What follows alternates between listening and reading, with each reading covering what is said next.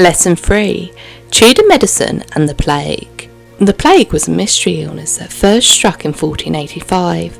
It was thought to have been brought to England by foreign soldiers who helped fight with Henry VII at the Battle of Bosworth. The plague was also known as the sweating sickness. People were terrified of the plague, and rightly so. It's said that someone could be well at breakfast and then dead by dinner. Symptoms would come on quickly and hit hard. Prince Arthur, Henry VII's son, died from the illness. Symptoms included sudden sense of dread, headache, neck pains, weakness, cold sweats, fever, and heart palpitations. Between 3 to 18 hours after the onset of symptoms, 30 to 50% of people would die. The Tudors believed that it was bad smells that spread the plague, but what actually spread it was the fleas and the rats which infested the cities. The fleas would bite an infected person and spread it by biting other people. These people then spread symptoms by sneezing or sharing other bodily fluids. To try and contain the plague, infected people in their households were often isolated, and entire communities would be placed under quarantine to prevent disease from spreading further. Sometimes, people would even be bricked up in their own homes. Did you know the nursery rhyme Ring a Ring of Roses was about the plague? Ring a ring of roses, a pocket full of posies. A tissue, we all fall down. The ring of roses represents the rash that would appear as red circles, a bit like flowers. The pocket full of posies symbolise the flowers carried and held to people's noses to try and block the evil humours from the bad smells they thought would infect them. The tissue is the sneezing, symbolising the acceleration of the symptoms. And the we all fall down refers to the people who then died from the plague. Medicine and medical treatments in the Tudor era were not very effective. The average life expectancy was only 35 years old. Many children died before they even reached their 5th birthday. The Tudors didn't have a very good knowledge or understanding of disease and hygiene. They used a combination of old medical beliefs based upon ancient Greeks, religious practices, herbal medicines, and the beginning of scientific understanding to try and treat illness. They did have doctors, but often they caused more harm than help. Tudor doctors were very expensive, so only the rich could afford them. They'd examine the patient's urine to try and find clues to what was wrong. These examinations were pretty gross. They'd look at the colours, smell the wee, or even try and taste it. Yuck! Often people would seek help from wise women who'd spent their lives learning about herbs and how they could treat different problems. They had to be careful though. Many wise women were later accused of witchcraft and executed. Medical treatments were often barbaric and included bloodletting. The patient would be made to bleed, attempting to remove bad humours. Purging. The patient would be made to vomit or have diarrhea. Leeches. Leeches would be placed on the body to suck the blood from the patient, for the same reason as the bloodletting. Herbal medicines would be mixed with spices. Lucky charms. It'd be common for Tudor to carry a lucky hare's foot or a dead toad or a posy of flowers to smell to keep away evil disease. Surgery would be performed by a barber surgeon who also could cut your hair. But they didn't have any anaesthetic and would be performed while the patient was still awake and often drunk. Reasons for sickness and disease in the Tudor era: overcrowding in the cities, lack of sanitation, sewerage was thrown directly into the streets along with rotting food, rats would run everywhere spreading disease, water would be contaminated, a lack of hygiene, Tudors would hardly ever wash, including their hands.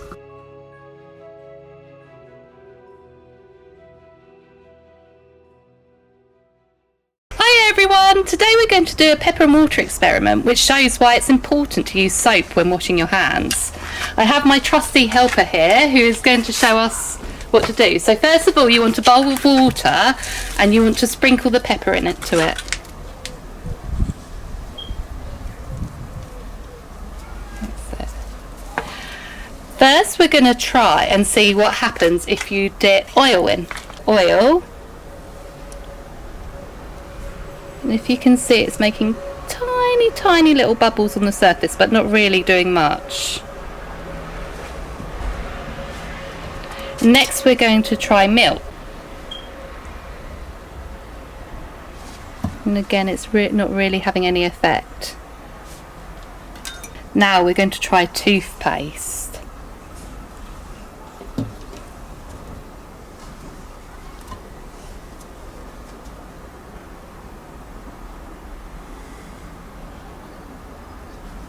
So it's working better than the oil and the milk, but not having that much impact.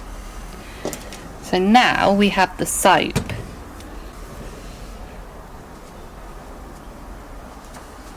Can you see what's happening to the pepper as you put the soap in the water?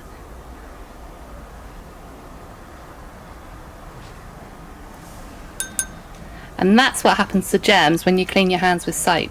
But why does the black pepper act like this? During this activity, several household products are tested. The first thing to note is that at least some of the pepper floats on the surface of the water.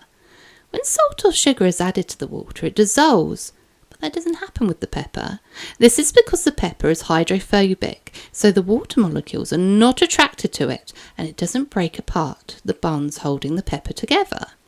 In addition, the pepper grounds manage to stay floating on the surface of the water because they are light, and also because the water molecules cling to each other and arrange themselves a bit like a chain of friends holding hands. This creates a sheet across the top of the water known as surface tension and keeps the pepper floating on the top instead of sinking to the bottom of the bowl. The addition of the oil should have very little effect, as should the milk. This is to do with the fact that they are both fat-based, and fat can float on the surface of the water without disrupting the surface tension.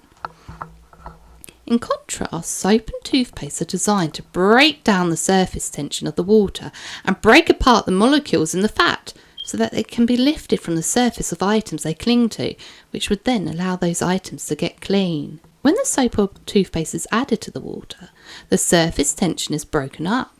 But the water molecules want to stay together and keep that tension going, so they move away from the soap, carrying the pepper with them.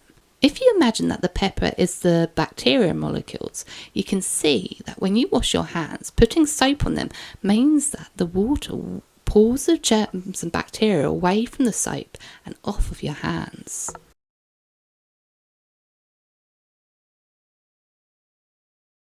Hi Chatty Zebra, today we're going to be doing a germs experiment with bread to grow mould. So first we're doing a untouched one, so I'm going to use a fork to get out.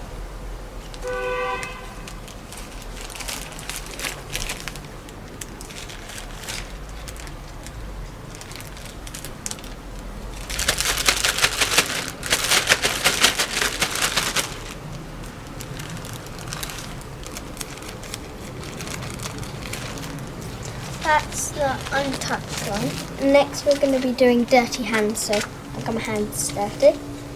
Next I can touch that. And fold my hands forward.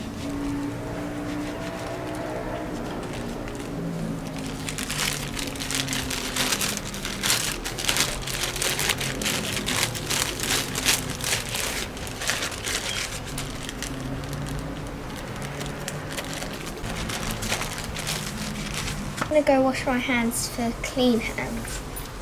So now it's clean hands and I've just washed my hands.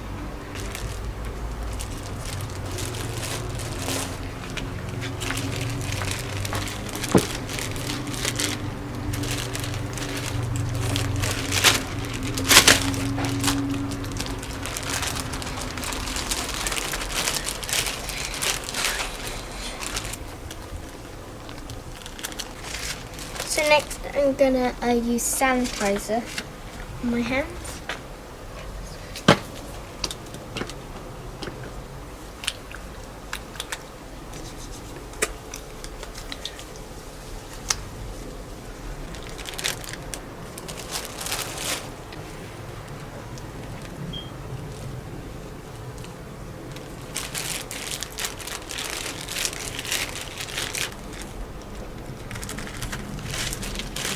And we're going to put these on the windowsill and see which one grows mould first.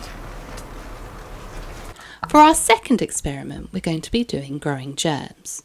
And this is looking at how fast bacteria and microbes grow under different conditions. We're going to see which grows fastest. A bit of bread that hasn't been touched by anything. A bit of bread that's been touched by dirty hands. A bit of bread that's been touched by hands that have just been washed with soap. And a bit of bread that have been touched by hands that have been cleaned with sanitizer. Which do you think are going to grow the mould spores first?